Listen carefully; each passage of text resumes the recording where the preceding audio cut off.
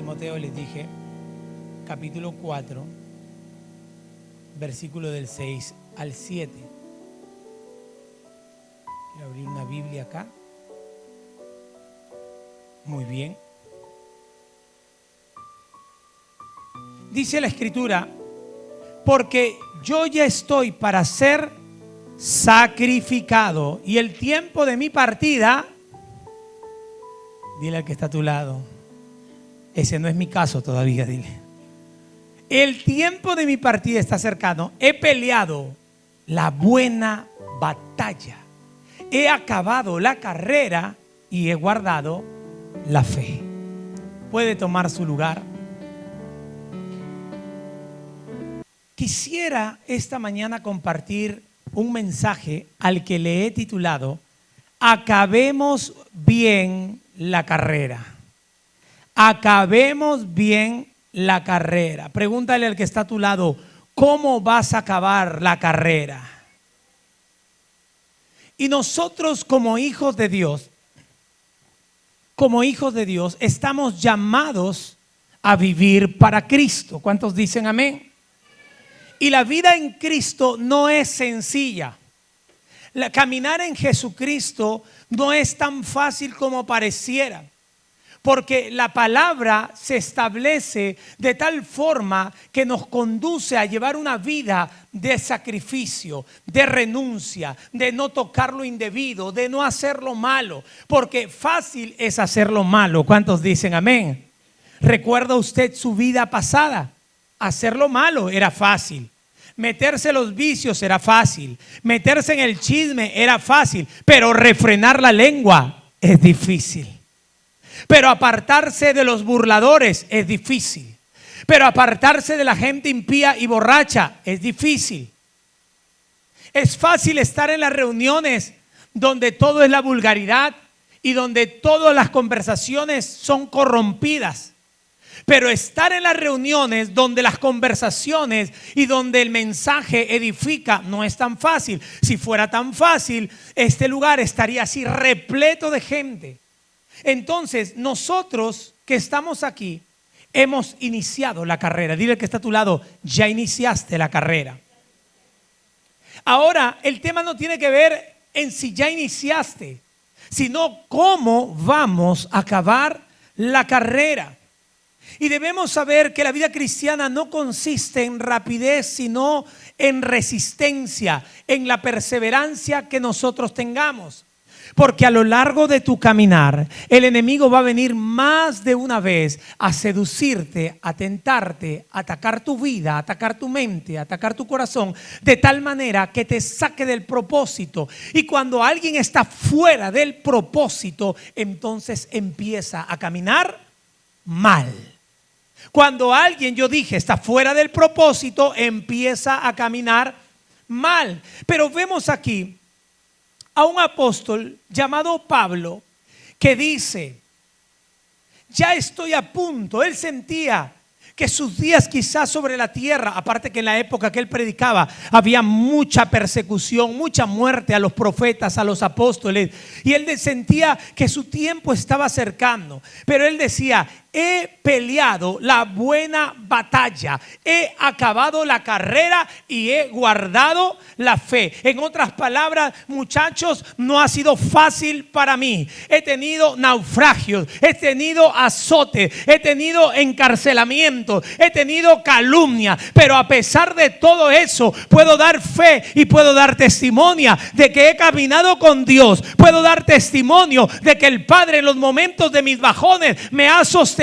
Ya estoy a punto de acabar, pero quiero decirle, amada iglesia, que estoy acabando bien la carrera, aguardando la fe y tomado de la mano del Dios eterno. ¿Habrá alguien que diga amén a esto?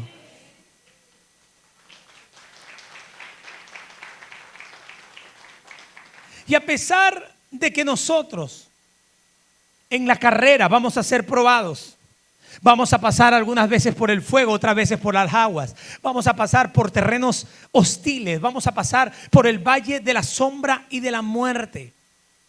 Y allí el Señor va a probar tu corazón. Y allí va a verse el cristianismo que realmente llevas por dentro. Porque cuando la gente está en los tiempos de conflicto muchas veces cede al pecado. Cuando la gente está viviendo los tiempos de la prueba, deja sus principios, deja la palabra que estaba en su corazón para hacer cosas que le solucionen momentáneamente la vida. Y se desliga de lo que Dios quiere y se desliga de los planes del Señor. Pero algún día todas nuestras obras van a ser puestas delante del Señor y van a pasar como por fuego. Y si lo único que hicimos en la vida fue hojarasca, se va a quemar. Yo con esto no digo que la salvación esté en juego, porque la salvación es un tema aparte. Somos salvos por la gracia de Dios, no por obras para que nadie se gloríe. Porque si uno dice, no, es que yo me tengo que portar bien para ser salvo, entonces ya no es por la gracia de Dios, sino por tu comportamiento. ¿Me está entendiendo? Somos salvos, ¿por qué? Por la gracia. Pero sabe que en todo reino va a operar esto: las jerarquías. Si usted camina como un hombre íntegro, fiel a Dios, camina en la palabra, cuando vaya usted a la eternidad, usted va a tener un rango. Usted no va a ir como la otra persona que fue cristiana, pero un paso aquí, otro aquí, un pie fuera en el mundo, otro en la iglesia, mis temporadas en el mundo y otra vez conectado a Dios. Hay gente que se decide caminar en Dios y que persevera hasta el final. Su salvación no va a estar en juego, pero sí el lugar de autoridad y de gobierno. Usted sabe que al lado del trono de Dios hay 12 o 24 tronos al lado, sillas, donde los apóstoles, posiblemente los grandes hombres de la fe, tendrán algún lugar por todo lo que hicieron. Pero el reino, todo reino es jerarquía. ¿Me está entendiendo? Y las obras y la forma de cómo usted va a caminar le va a poner ciertos galones, porque usted pagó un precio, porque usted se esforzó, porque usted caminó con Dios. Entonces el Señor no solo le dirá, entra en el reino del Señor, gózate ahora en el reino, sino que tú serás un hombre también de influencia y de jerarquía en el reino de Dios. ¿Me está entendiendo? Ahora, hace algunos años atrás, para que usted se pueda dar cuenta que es importante acabar la carrera bien. Yo no sé si usted se acuerda de aquellos Juegos Olímpicos Barcelona 92, donde había un atleta que era la promesa, llamado Derek Redmond. Ese hombre era favorito a ganarse las medallas de oro. Era el atleta más cotizado, en quienes los empresarios, las marcas, las firmas habían puesto su mirada. Pero dice que en la última carrera de los 400 metros, cuando ese hombre ya estaba tomando la delantera y a pocos ya metros de llegar, se rompe un tendón del corvo ahí en el pie y dice que cae. Sus competidores logran pasarlo, pero a pesar de que las camillas entraron para retirarlo, él no quiso. Y de la tribuna quien baja para tomarlo del brazo al hombro fue su padre. Y el padre lo llevó caminando. Yo no sé si usted recuerda esa escena y a veces la pasan. Y lo lleva caminando, pero el hombre había decidido cruzar la meta.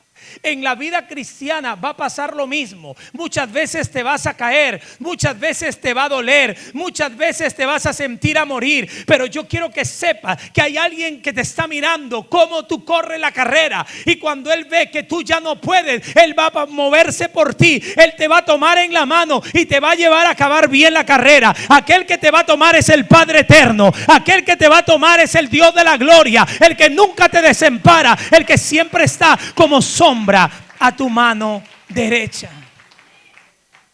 Dile al que está a tu lado, tenemos que acabar bien la carrera. Tenemos que acabar bien la carrera. Pero ahora, escúchele, quiero dar esta mañana 3 advertencias que podrían perjudicarlo en la carrera. 3 advertencias que usted va a tener que considerar todos los días de su vida para poder acabar bien la carrera.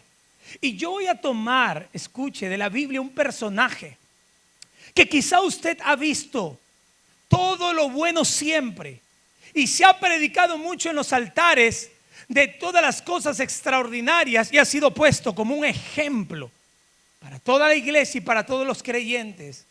Pero hoy vamos a ver algunos puntos débiles y algunos puntos oscuros en la vida de este personaje. Y este personaje es llamado Salomón. Cuando usted escucha el nombre de Salomón, ¿qué se le viene a la mente? Sabiduría. Hermana, no sea burra, sea como Salomón, sea sabia.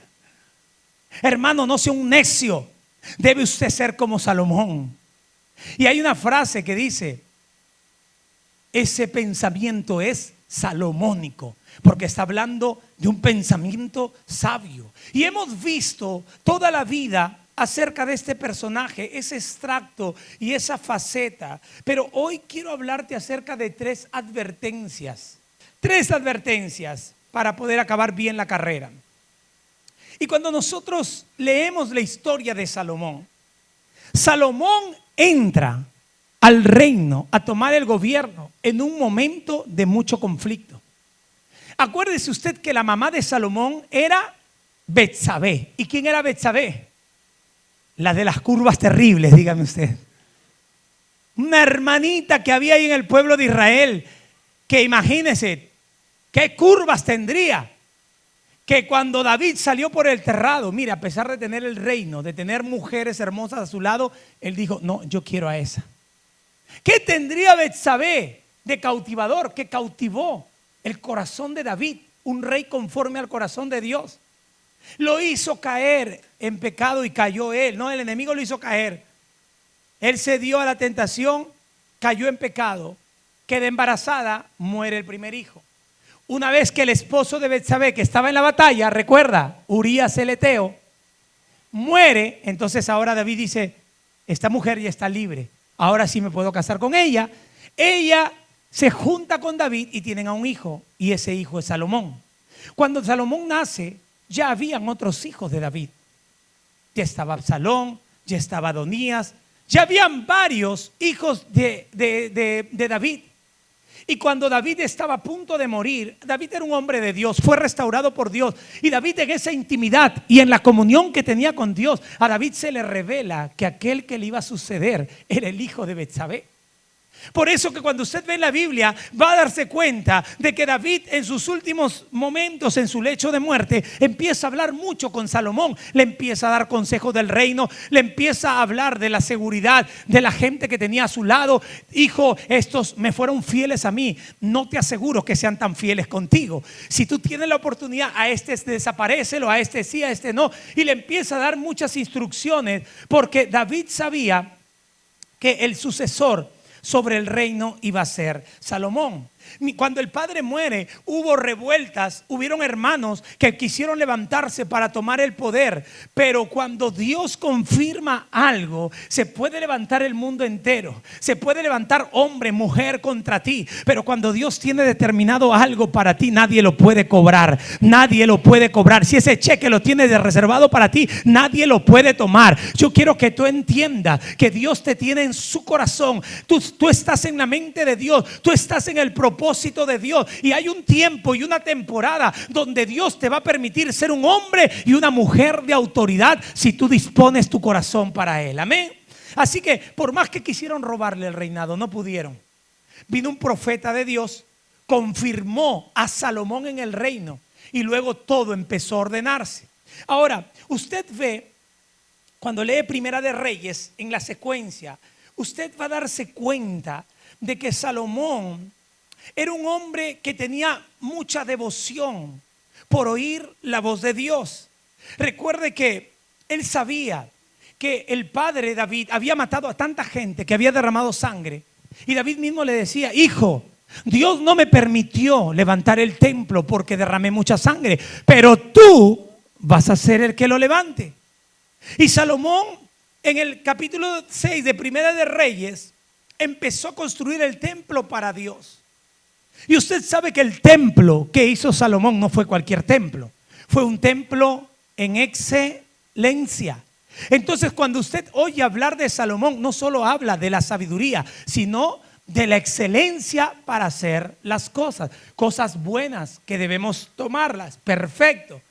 Cuando usted va a iniciar algo, si usted está trabajando para alguien, tiene que hacerlo si usted empieza un emprendimiento, no, usted no puede etiquetar cualquier producto así con la mano, le pone ahí. No. Usted tiene que hacer las cosas excelencia. Y Salomón es lo que nos habla acerca de que cuando hacemos algo para Dios, tenemos que hacerlo en excelencia. Cuando Salomón edifica el templo, él no escatimó precio alguno, porque era un templo imponente, escalinatas de oro, las maderas traídas de acacia, todo el mobiliario era hecho por gente profesional. Es más, él, para darle el trabajo a alguien, le pedía dirección a Dios. Y en la dirección veía quién era el hombre que tenía el don y el talento. Porque hay mucha gente que quiere hacer cosas para Dios, pero quizás no tienen el don o no tienen el talento. ¿Cuántos quisieran cantar en la alabanza? De repente lo ponemos a cantar y usted canta peor que el gallo Claudio. ¿Y qué vamos a hacer? ¿Por misericordia lo vamos a tener acá? No. Porque tenemos que dar a Dios en excelencia. Por ahí a alguno de los músicos se le escapa un gallo de vez en cuando. Por ahí alguna nota musical sale media descuadrada o desafinada. Y de repente lo que el Señor va a querer es que ensayemos más, que desarrollen más su don y su talento, pero lo tienen, correcto, lo tienen. Entonces Salomón nos enseña sabiduría, excelencia, pagar un precio, nunca escatimar, que para la casa de Dios tiene que ser lo menos, lo poco, o lo miserable, o lo escaso, o lo feo, o las paredes medias caídas, o el local medio sucio. ¿Cómo se siente usted viniendo aquí a la casa del Señor? Bien, pastor, estos asientos están más confortables que los de mi comedor. Si usted supiera, pastor, el alivio que siento cuando vengo acá. Venimos de ese calor y acá está fresquito. Y estamos aquí y ahora nos dan en la Santa Cena en vasito de vidrio. Hace tiempo tenían que haber quitado lo de plástico, pastor. Ah, qué bueno. A ver si levanta la mano a la hora de lavarlos. Ay, no, que lo lave el hermano Martín y sus secuaces. ¿Se da cuenta? Nos gusta lo lindo, nos gusta lo bueno, nos gusta todo lo excelente. Pero acuérdese usted que la excelencia siempre tiene un precio. La excelencia siempre tiene un precio. La excelencia usted no la va a encontrar de la noche a la mañana. La excelencia la va a ir construyendo paso a paso, ladrillo a ladrillo, como se dice, amén. Entonces todo esto bueno tenía Salomón. Salomón, en el libro de Primera de Reyes capítulo 8, Salomón, una vez construido el templo, ¿sabe lo que hace? Decide traer el arca del pacto, a llevarlo y meterlo en el templo. Y sabe usted que Salomón, eso para él era lo más importante, que Dios, que era la presencia, habite en una casa de excelencia. Él empezó a hacer todo lo bueno, porque mire, en ese momento hacer la construcción era buena, pero si la presencia no estaba ahí, era como un local seco y vacío. Y aquellos que iban a morar ese lugar iban a ser como huesos secos. Pero donde la presencia de Dios está, hay vida, hay gozo, hay libertad, hay sanidad, hay liberación. ¿Cuántos dicen amén a esto? Entonces Salomón pensó no solo en hacer una buena casa, sino en hacer que la presencia de Dios more en ese lugar. Llega un momento donde Salomón le pide al Padre sabiduría. Usted recuerda ese momento tan glorioso, que dice que este hombre, cuando llegaba el tiempo de poder sacrificar para el Rey de Gloria, dice que este hombre era incansable. Y dice que un día en Gabaón levantó 1000 holocaustos. 1000 significa que fueron 1000 corderos en el altar. Yo creo que desde las 6 de la mañana empezó a levantar. Se consumía, porque no es rápido, se tenía que consumir el holocausto para que el sacerdocio saque todo lo sacrificado a Dios y pongan otro holocausto. 1000. Y ese día se va a dormir. Y en sueño la Biblia dice que se le apareció el Señor. Yo sé que hay algunos 2, 3 por ahí que dicen: pastor, estoy buscando justa la respuesta de Dios en esta cabeceadita. primero sacrifique a Dios y luego busque la revelación. Así que Salomón se acuesta. Todavía no entro a la enseñanza, le estoy dando un preámbulo de todo lo que usted sabía. Se acuesta y habla con Dios. Dios se le aparece y le dice: Salomón, he visto la forma, tu corazón. En el capítulo 3 de Primera de Reyes, versículo 5, se le aparece Jehová en Gabaón en sueño y le dice: pídeme lo que quieras que yo te dé. ¿Tú qué le pedirías? Y mira qué sueño tan imponente, tan interesante. ¿Qué tal si Dios te dice: pídeme lo que quieras que yo te lo voy a dar? Ay, Señor, hace tanto soñaba con una casa grande con piscina. Otras solteras dirán: ay, Señor, tú sabes que me consumo. Tengo una cama king size, me muevo para allá y no caigo en brazo alguno. Necesito un varón fuerte, fornido, grande, atleta. Dile que está a tu lado: sea realista, hermano. No ore así porque Dios le va a mandar un barrigón. Acuérdese lo que le digo. Ore por un hombre temeroso de Dios y va a ver lo que Dios le va a mandar. Amén. Ore por una mujer sabia y entendida, no contenciosa.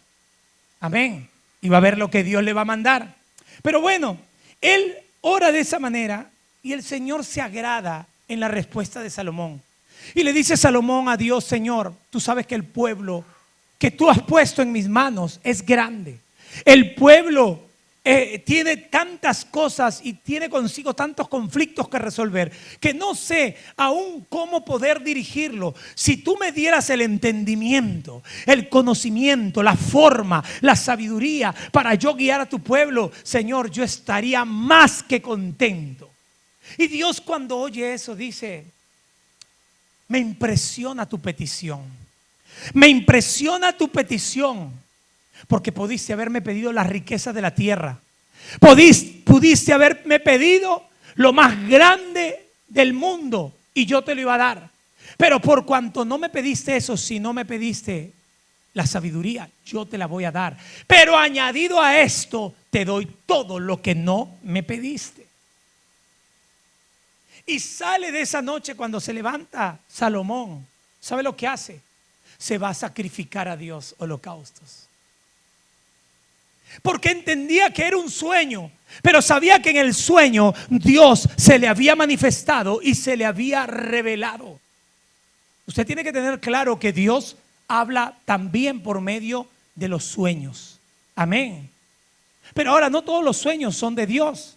Porque hay gente que dice: pastor, ayer tuve un sueño, sentí que el techo de mi casa se abría. Pastor, entraban hombres como gigantes, metían un pie, metían dos en la casa, me aterraban. Pastor, no sé qué es eso. Eso es las 5 pizzas que te comiste por la noche y ahora tienes pesadillas. Amén. No todo lo que tú sueñas viene de Dios. Pero hay sueños que vienen de Dios cuando tú entras en un ayuno. Hay sueños que vienen de Dios cuando entras en vigilia. Hay sueños que entran en tu corazón cuando empiezas tú a sembrar en el reino. Cuando empiezas a sacrificar de lo tuyo, entonces Dios empieza a ver tu corazón y se va a revelar en sueños. ¿Habrá alguien que quiera que Dios se le revele en sueños? Es poderoso cuando Dios se revela en sueños y en visiones. Pero Salomón recibió todo lo que un hombre desearía en esos momentos. Salomón lo tenía todo. Pero ¿sabe qué? Ahora vamos a enfocarnos un poco en específicamente en los problemas que Salomón tuvo después de todo el gran éxito en su vida. Y quiero empezar leyendo. Mire, era Dios tan grande que se le reveló a él hablándole específicamente. Ustedes lean luego 1 Reyes 9, del 3 al 7, una palabra de Dios que le da y que le daba también las instrucciones. Si tú caminaras como anduvo tu padre, si tú respetaras mis principios, no va a faltar varón en tu descendencia en el trono de Israel. Y le decía más: pero si tú te obstinas en caminar bajo tus formas, ir tras dioses ajenos y hacer lo malo, yo cortaré a Israel sobre la faz de la tierra. Dios empieza a advertirle, porque Dios no solamente te revela las cosas buenas, ni te da lo que hay en el anhelo de tu corazón, sino que Dios también nos advierte. Dios también nos advierte, porque cuando el hombre recibe algo, Dios sabe cuál es el comportamiento muchas veces del hombre. Amén. Desde Deuteronomio 8, cuídate de no apartarte de Dios. No vaya a ser que se te llenen las casas, construyas, se te llenen los graneros, tengas abundancia y te olvides de quién te sacó de la esclavitud. Amén. Dios siempre nos va a advertir. Y le advirtió. Era un hombre que lo tenía todo: intimidad con Dios, revelación, palabra. Y hasta ese momento Salomón, podríamos decir que era un hombre que decía: estoy corriendo la carrera, estoy peleando la buena batalla, estoy guardando la fe.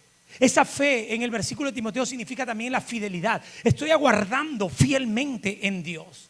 Pero ahora, usted sabe que aún hasta los reyes de la tierra se impresionaban de lo que tenía Salomón.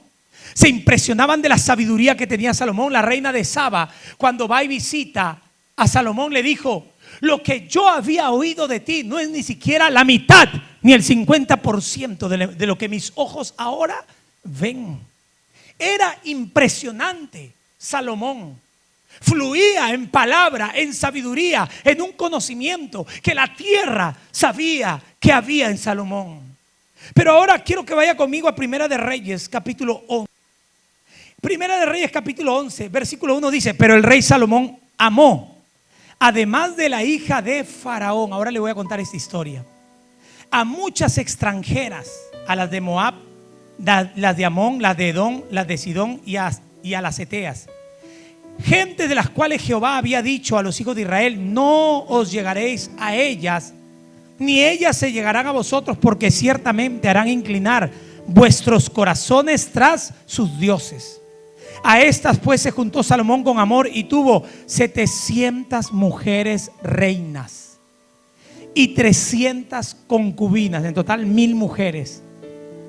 Y sus mujeres desviaron su corazón. Capítulo 11.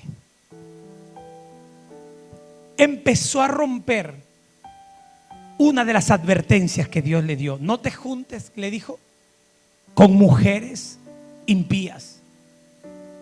Pero sabe, mire esto, porque esto es algo profundo y no sé, nadie se me duerma y présteme atención.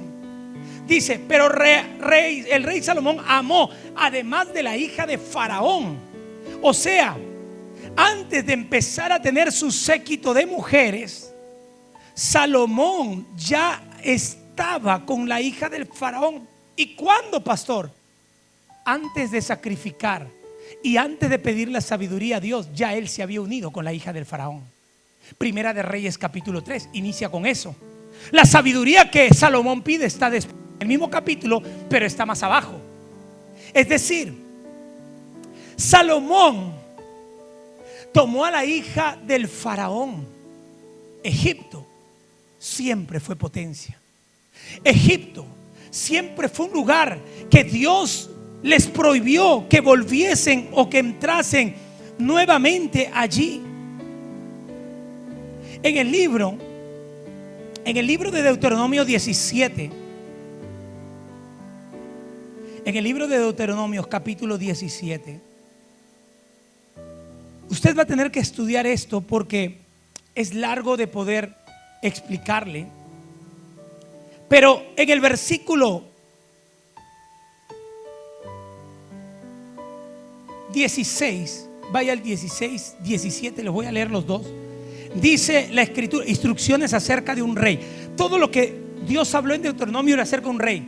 Mire, si usted quiere, desde el 14 dice: cuando hayas entrado en la tierra que Jehová tu Dios te da, y tomes posesión de ella y la habites, y digas: pondré un rey sobre mí como todas las naciones que están a mis alrededores, ciertamente pondrás por rey sobre ti al que Jehová tu Dios escogiere. De entre tus hermanos pondrás rey sobre ti. No podrás poner sobre ti a hombre extranjero que no sea tu hermano. Pero él no aumentará para sí caballos. Escúcheme bien para no leerlo luego esto.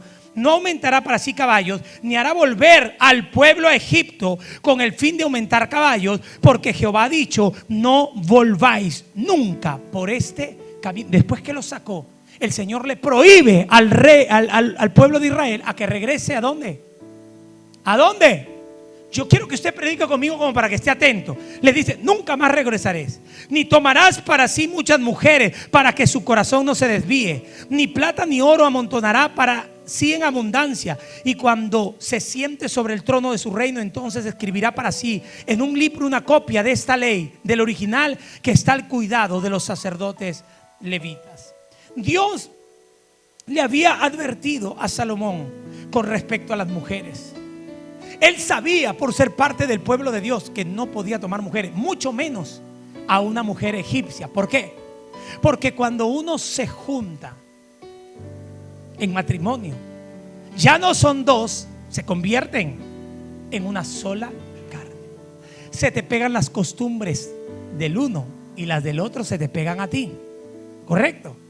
Y ahí va una fusión muy diferente a las costumbres de tus padres. Entonces, al Salomón unir su corazón a esta reina de Egipto, muchas cosas de Egipto eran lógicas que se le peguen en el corazón a Salomón. Pastor, pero él era un hombre sabio, sí, pero por más sabio, por más entendido, ninguno piense que está firme. Mire a aquella persona que no caiga, dice el Señor. Pablo era también un hombre sabio y él advertía: no te confíes, no te confíes, no te confíes.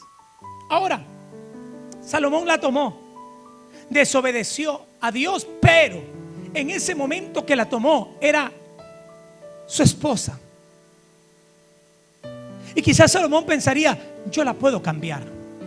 Yo voy a ponerle, Señor, las costumbres tuyas, la adoración hacia ti como el único Dios. Y él empezó en su manera de vivir a sacrificar, a buscar a Dios, a tener intimidad.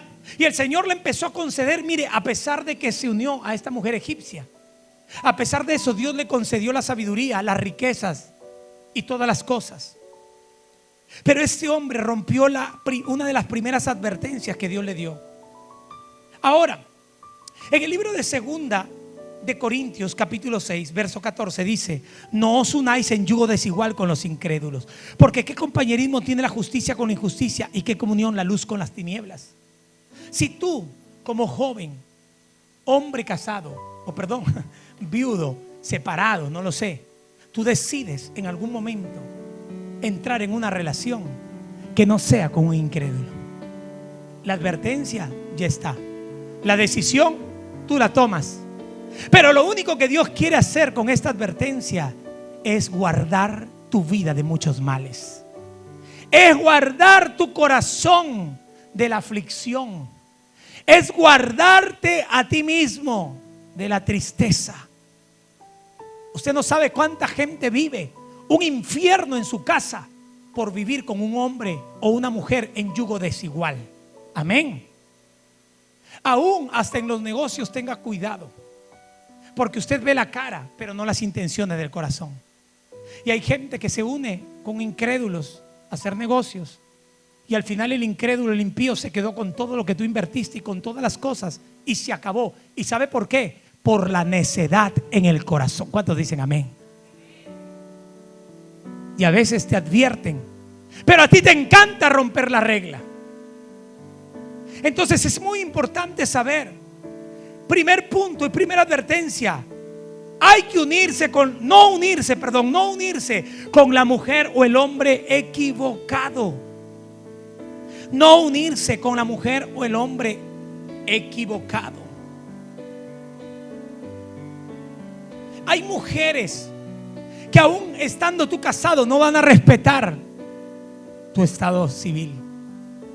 Hombres que te ven a ti, mujer casada, y que van a ser usados por el enemigo para apartar tu corazón del buen caminar de Dios. Acuérdese que Dios rechaza completamente la infidelidad, el adulterio, la fornicación. Jóvenes, Proverbios 6, 23 al 26 dice: porque el mandamiento es lámpara y la enseñanza es luz, y camino de vida las reprensiones que te instruyen, para que te guarden de la mala mujer, de la blandura de la lengua de la mujer extraña.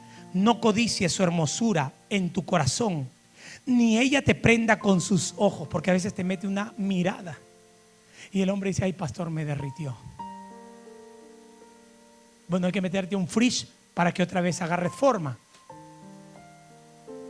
Porque a causa de la mujer ramera, el hombre es reducido a un bocado de pan, y la mujer caza la preciosa alma del varón. ¿Sabe que esto hablaba Salomón? Hablaba tan lindo, pero no lo cumplía. Ahora va conociendo otra faceta de Salomón. Escribía tan precioso, pero fue el hombre en la Biblia de todos los reyes, y creo que de todos los hombres, el único que tuvo 1000 mujeres a su lado. O sea, yo me imagino que este hombre se olvidaba hasta del nombre de las concubinas, el nombre de las mujeres que había tomado, pero las tenía para sí. Cuando él quería llegaba a una casa, cuando él quería llegaba a otra casa. Pero decía aquí en el proverbio: hermanos, cuídense, porque la enseñanza es lámpara, esta reprensión te instruye, te guarda de la mujer, de la blandura de la lengua. No codicies su hermosura, no dejes que sus ojos te atrapen. Hablaba hermoso, pero él mismo no cumplía estas palabras tan hermosas que hoy nos instruyen para que usted sea marido de una sola mujer. Cuídate de escuchar estos consejos y las reprensiones. Las reprensiones que hay para tu vida. Porque una vez que te atrapa, hermano, te puede destruir, te tira abajo, te puede hasta sacar del propósito de Dios. Y eso lo he visto a lo largo de mi vida. Pero cuando una persona considera el consejo y se mantiene unido en matrimonio, y se mantiene unido a su mujer y la mujer al hombre, cuando uno respeta la palabra del Señor, hermano, va a venir esa trampa mortal, pero te va a agarrar bien parado, te va a agarrar bien tomado de la mano del Señor, te va a agarrar firme y unido a Cristo. Y si tu vida, tu relación están unida a Cristo, hermano, nada ni nadie la va a poder derribar. ¿Cuántos dicen amén a esto? Cuídate de unirte con la persona correcta. Desecha a la mujer o al hombre equivocado. Pero lo segundo que Salomón también cometió en el capítulo 11, versículo 4, dice: cuando Salomón era ya viejo, sus mujeres le inclinaron el corazón ¿tras qué? Tras dioses ajenos, y su corazón no era perfecto con Jehová, su Dios, como el corazón de su padre David, porque Salomón siguió a Astoret, diosa de los sidonios, a Milcom, ídolo abominable de los amonitas, e hizo Salomón lo malo ante los ojos de Jehová, y no siguió cumplidamente a Jehová como David su padre.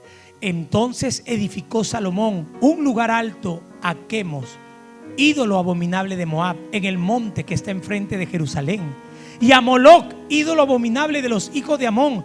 Así hizo para todas sus mujeres extranjeras, las cuales quemaban incienso y ofrecían sacrificio a sus dioses. Salomón pensó que las iba a convertir a ellas, pero ellas las convirtieron a Dios. Cuando el Señor lo exhorta al profeta Jeremías, le dice: conviértanse ellos a ti, tú no te conviertas a ellos. Ahí estaba la advertencia.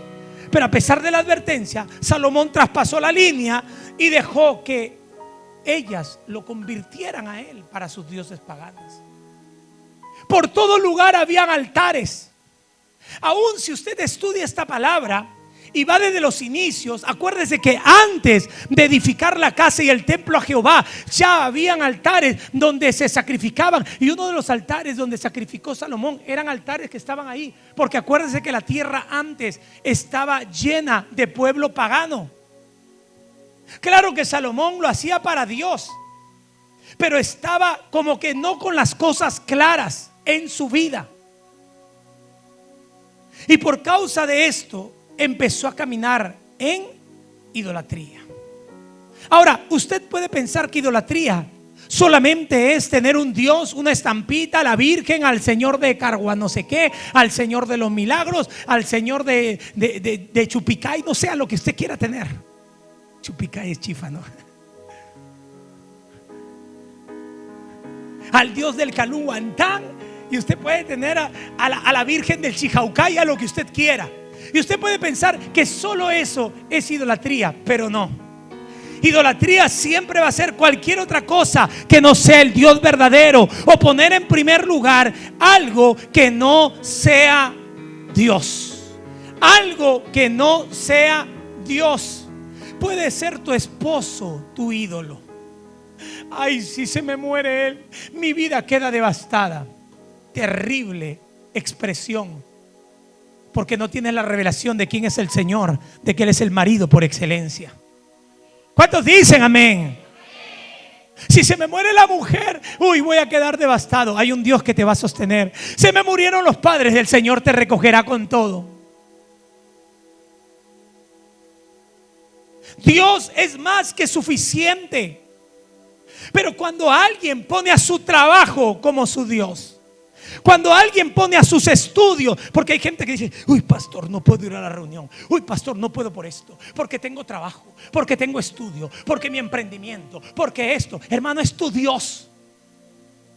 Es tu Dios. Y hay gente que a veces de repente recibe un mensaje sobre las prioridades. ¿Ha escuchado usted las prioridades? Pero ¿sabe yo a qué conclusión he llegado con respecto a las prioridades? Porque usted dice, prioridad, ¿quién primero? Segundo, mi familia, dicen otros. Tercero, cuarto, amistades. Pero ¿sabe a qué conclusión he llegado? Que ni siquiera Dios debería estar en esas prioridades. Y si tú quieres establecer prioridades, primero tiene que ser Dios. Segundo, Dios. Tercero, Dios. Cuarto, Dios. Quinto, Dios. ¿Por qué, pastor? Porque cuando tú quieres poner familia, Dios es el centro de tu familia. Cuando tú quieres ver prosperar tu negocio, Dios es el centro de tu negocio. Cuando tú quieres tener buenas relaciones y buenas amistades, Dios tiene que ser el centro de tus relaciones. Por eso el orden para uno, para que no caiga en una idolatría, tiene que ser Dios, Dios, Dios y Dios. Usted tiene que entender esto. Porque el diablo es muy sutil para secuestrar. Y no me llame extremista, porque creo que si su familia, ay no pastor, el tiempo, sí es bueno el tiempo, pero un tiempo con tu familia, tú sabes que quien tiene que estar en ese tiempo es Dios. Si tú quieres poner la familia, en realidad no es tu familia, es Dios. Porque la familia se desbarata en un 2x3 si no es Dios el centro de tu casa. Y Salomón perdió la brújula en el camino. Empezó a levantar dioses aquí, dioses allá, dioses allá. Y sabe que idolatría es una falta de respeto a nuestro Dios. Porque cuando usted se convierte en un idólatra, porque hay algo que a usted le seduce más en la vida, el corazón, que Dios. Hay algo que a usted lo cautiva y lo apasiona más que Dios. Entonces, eso es como decirle a Dios, lo que pasa es que te amo, pero para sentirme completo necesito abrazar mi negocio, necesito abrazar mis diplomados, necesito abrazar esto. Cuando tú sabes que la ciencia y la inteligencia está en Él. Cuando alguien es idólatra, le está diciendo, Señor, yo no creo que tú seas el todopoderoso, el omnipotente, el omnipresente, el más que suficiente. Le estamos diciendo eso cuando tu corazón está inclinado a algo más que. ¿Saben? Tengo 25 para 26 años en el Señor. No, tan jovencito tampoco no estoy. 26 años cumplo este año. Tengo 25 cumplidos en el Señor. Hermano, para mí ir a la casa de Dios no es negociable. Ay, que me levanté un poco cansado y quiero que me quedo a relajar. Necesito playa, necesito shopping, necesito irme al Chinito a comerme unas costillitas y un chicharrón tan rico, porque eso me va a levantar. A mí me levanta estar en la presencia de Dios. Mi comida es hacer la voluntad del Padre.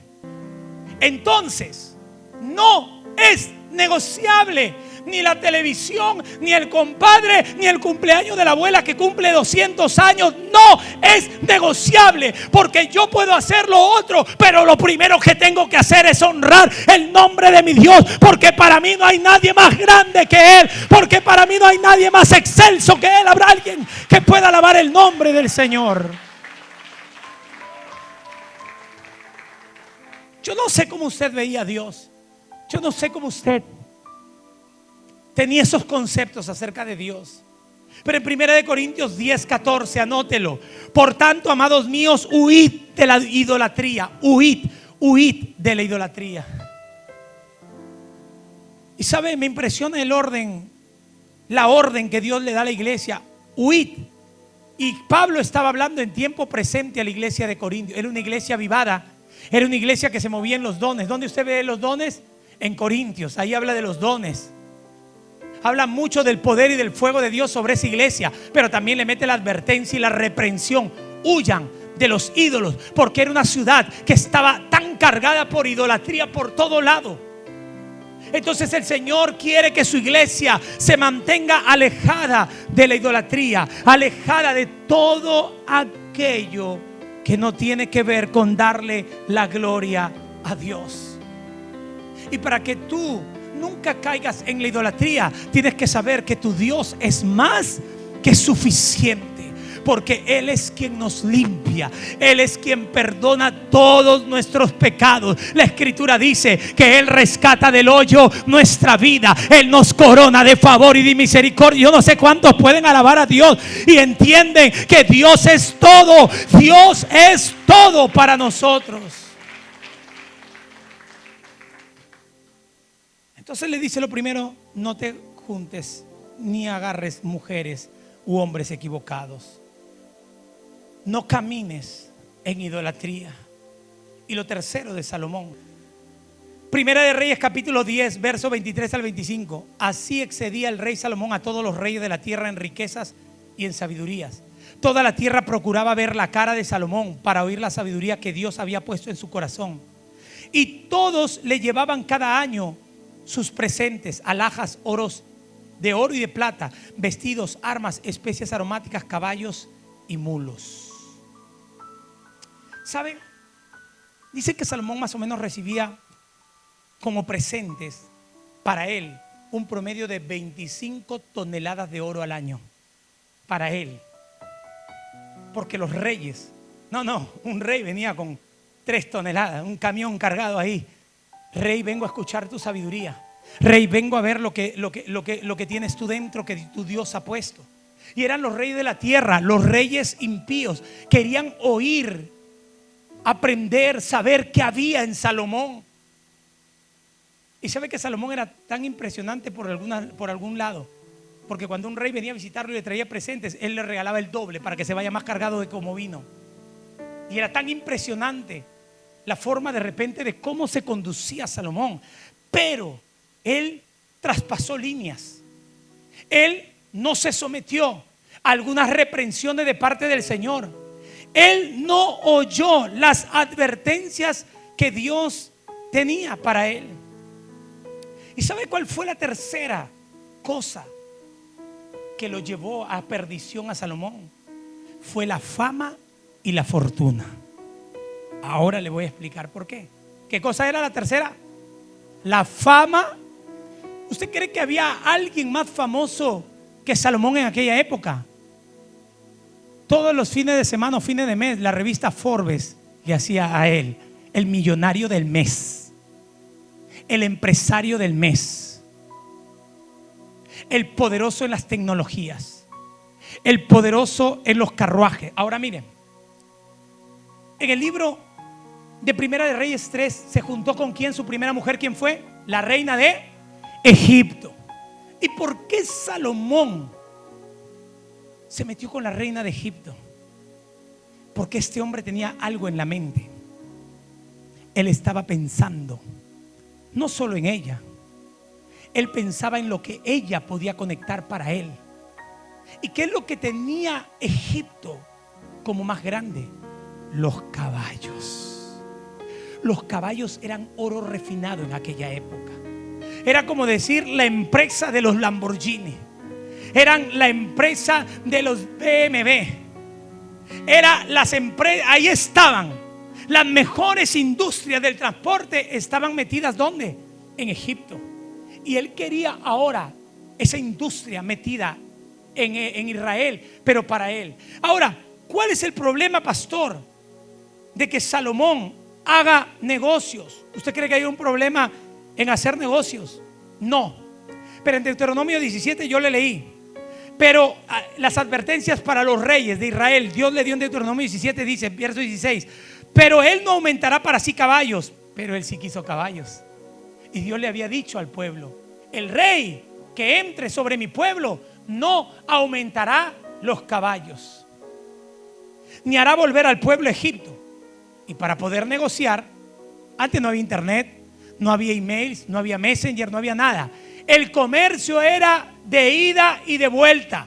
Significa que para tener los caballos que tenía, mire, Salomón dice que tenía cerca de 14,000 caballos, me parece. Ahorita se lo leo.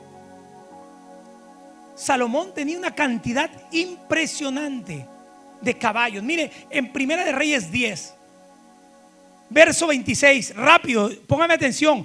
Y juntó Salomón carros y gente de a caballo, y tenía 1,400 carros, 12,000 jinetes, los cuales puso en ciudades de los carros y con el rey en Jerusalén. E hizo el rey en Jerusalén que la plata llegara a ser como piedras, los cedros como cabraigos de las cefela en abundancia.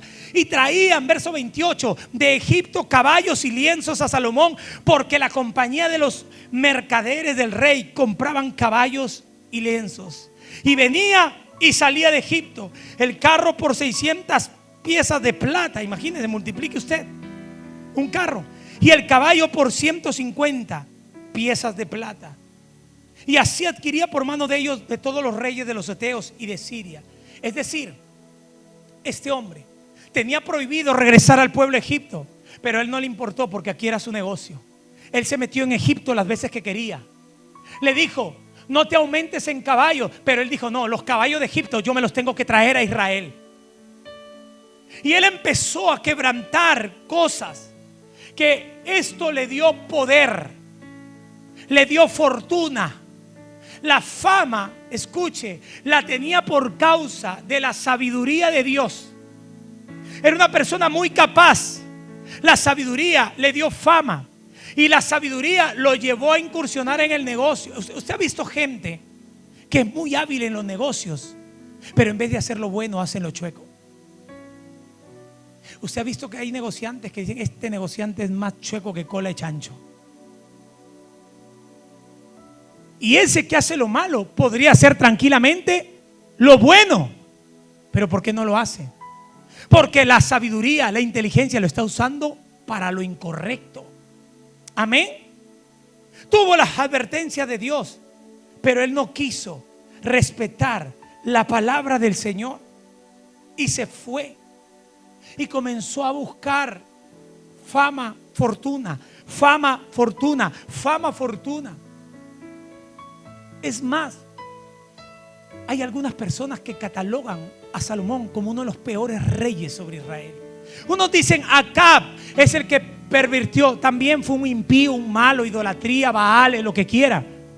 Pero sabe, un tonto, vamos a comparar así, un tonto y un sabio. Voy a poner a Acab como el tonto, que muchas cosas las hizo movidas por la mujer que era Jezabel. Correcto. Fue manipulado, etcétera. Pero Salomón no. Salomón hacía las cosas y rompía los límites y las advertencias por propia decisión, porque ninguna de las 1,000 mujeres tenía lo que él tenía dentro. Ninguna de las 1,000 mujeres había recibido lo que Salomón tenía dentro. Es decir, este hombre hacía todo a conocimiento, los otros manipulados. Pero fíjese cómo fue el romper tantas cosas. Las mujeres que tuvo, y ni siquiera eran del pueblo, eran impías, reinas impías. Hay un dicho, un proverbio en el mundo árabe que dice: un corazón puede doblar un cuello, pero solamente un corazón se dobla con otro corazón. Y esto le pasó a Salomón. A Salomón nadie lo doblaba en batalla, en guerra, porque tenía ejército, caballos, tenía armamento, tenía todo. Pero otro corazón le dobló el corazón a él, y eran las mujeres que él tenía a su lado. Por eso, hermano, si tú te casas un día con una mujer necia, ay de ti. Ahí vas a tener que cantar esa canción del salmista: ¿qué será de mí cambiaste mi... Ya. Te va a doblar el corazón. Pastor, es media pecadora, pero yo sé que tiene buen deseo de ir a la casa de Dios. Va a ir contigo a la casa de Dios. Yo he pasado por esa experiencia. Va a ir contigo para agradarte a ti, no porque quiere buscar al Dios de la gloria. Toma decisiones, hermano. Yo tuve que romper una relación de casi 2 años y medio porque Dios me mostró que ella venía a la casa de Dios por mí, no por Dios. Es peligroso. El día que te casas, te tuercen el corazón y te sacan del propósito de Dios. Júntate con águilas. Únete con gente que ama a Dios. Únete con gente temerosa. Únete con gente determinada. Con gente que va a caminar con Dios, que no va a estar presto a la idolatría, que la fama y la fortuna nunca lo van a desviar, porque van a usar la sabiduría de Dios para hacer bien las cosas. Van a usar el conocimiento de Dios para generar los mejores emprendimientos. Hay gente que hace emprendimiento y cuando ve la bendición se olvidan de Dios. Sabiduría de Dios es que tú diezmes. Gloria a Dios por ese amén. ¿Tú diezmas? ¿Trabajas? ¿Tienes un sueldo? ¿Diezmas? Si no diezmas, no estás operando con la sabiduría de Dios. Y te lo tengo que decir claramente, porque mi deseo como tu pastor es que tú prosperes en todas las cosas. Cuando usted lee el libro de Tercera de Juan capítulo 1, amado, yo deseo que seas prosperado en todas las cosas. Y aquí viene la parte clave: así como prospera primero tu alma. Porque si tú desechas las cosas del Espíritu, lo mío solo quedará en un deseo y no pasará nada contigo. Porque mi deseo no va a cambiar tu empresa, mi deseo no va a cambiar tu emprendimiento, pero el que tú camines en la palabra de Dios sabiamente, sí. Se acabaron los amenes, me dejaron solo esta mañana. Es que yo sé que hay mucha gente que no le gusta esto. Yo, ¿por qué voy a dar a Dios? ¿Por qué voy a entrar? Y mire, y es más, le digo, sabiduría es no jugar con Dios. Porque tú puedes mandar un sobre y pones tu nombre bien grande con mayúsculas, pero de repente ganas 1000 y deberías diezmar 100, pero solamente diezmas 50. Estás rompiendo las instrucciones de Dios. Ponlo mejor como una ofrenda, porque a Dios no lo vas a engañar. Dios no puede ser. Este hombre tenía tanta sabiduría, tanto conocimiento, que pensó en algún momento de pasearse con Dios. Él pensó que se podía pasar en Dios. Usted sabe que el libro de Eclesiastés tiene versos tan profundos, pero ¿sabe cuál es la conclusión de Salomón? Dice: vanidad de vanidades. He probado todo en la tierra. Sé que es tener mujeres, sé que es tener dinero, sé que es tener fama, sé que es tener gobierno, sé que es la autoridad, sé que es los placeres. Y ¿sabe qué? A mí me impacta una de las palabras que Salomón declara en un libro de Eclesiastés, en uno de los versículos, que dice, Eclesiastés 2 dice: y fui engrandecido, 2:9, Eclesiastés 2:9, miren lo que declara: y fui engrandecido y aumentado más que todos los que fueron antes de mí en Jerusalén. A más de esto conservé conmigo mi sabiduría. Mire, porque Dios se lo regaló, se lo puso a él como un don, la sabiduría. Ahora él era responsable de usarla para bien. Pero mire el verso 10: no negué a mis ojos ninguna cosa que deseara, ni aparté de mi corazón placer alguno. Es decir, este hombre era tan sabio, pero hacía lo que quería. No le negué a mi corazón nada. Todos los placeres de la vida los tomé para mí. ¿Eso es sabio o es ser necio? Ahora usted no me va a salir: pastor, yo me agarro a esa palabra, esto es lo que yo quería recibir, tengo que probar todos los placeres. Pero ¿sabe qué? Cuando usted lee todo el capítulo 2, este hombre termina diciendo: todo lo que hay en la vida es vanidad de vanidades, es inservible. Todo esto te destruye si tú no cambias. Este hombre, en sus años postreros que empieza a escribir este libro, empezó a entender que lo que había hecho en su juventud, que lo que había hecho en su adultez hasta llegar a su vejez, fue terrible. ídolos en todo el pueblo de Israel, altares por todo lado, dioses paganos. Sus mujeres le decían: mi amor, ya vengo, pero voy a mi dios Moloch a quemar sus sacrificios. La otra le decía: me voy a mi dios de Moab, me voy a mi dios de Amón, me voy a mi dios de... Ya vayan tranquilas. Y todas sus mujeres eran unas paganas e idólatras. Y terminó mal Salomón, siendo el hombre más sabio de la tierra.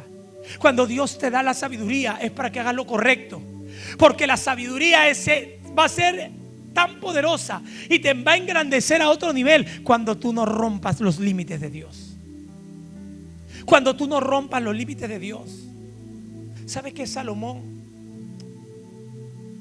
se dejó influenciar tanto que Dios no quería que el pueblo... ¿Sabe por qué regrese a Egipto? Porque la esclavitud los golpeó tan fuerte. La esclavitud golpeó tan fuerte a Israel 430 años. ¿Y sabe qué es lo que Salomón hizo? Metió la esclavitud en su reinado. Pastor, como usted dice, metió tanto caballo, metió tanta esto, que todo lo que había traído Israel necesitaba mano de obra. Cambió las leyes, ya no eran de repente 8 horas, trabajan 12. Pastor, ¿qué está diciendo usted? Cuando Salomón muere, el que gobierna en lugar de Salomón es su hijo Roboam. Primera de Reyes 12, verso 4 dice: tu padre agravó nuestro yugo, mas ahora disminuye tú algo de la dura servidumbre de tu padre y del yugo pesado que puso sobre nosotros, y te serviremos. En otras palabras, Salomón hizo al pueblo de Israel caer en esclavitud. Lo esclavizó a su propio pueblo.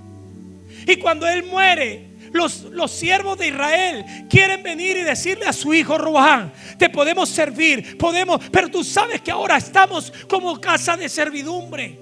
Tu padre hizo esto. El yugo que ha puesto sobre nuestras vidas es muy pesado, y quizás más pesado que en Egipto. Ahora disminúyelo y te serviremos. Y esa es otra historia, que él no escucha el consejo de la gente anciana y escuchó a los jóvenes.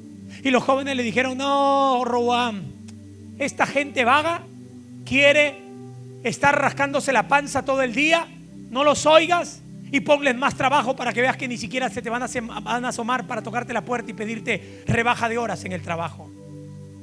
Él siguió el consejo de los jóvenes, y el reino de Israel, que eran 12 tribus unidas, se partieron. Una le quedó para su descendencia de él, y 11 tribus fueron de la descendencia, conformando el pueblo de Israel, y ahora la tribu de Judá, por amor a David, su padre. Hermano, ahora se da cuenta usted de todo lo que Salomón hizo. Ahora se da cuenta usted de todos los estragos que causó a Israel. Los hizo esclavos, metió caballos, metió mujeres impías, se adueñó de todo. Claro, es que tenía una gran sabiduría. ¿Y sabe qué es lo peor así?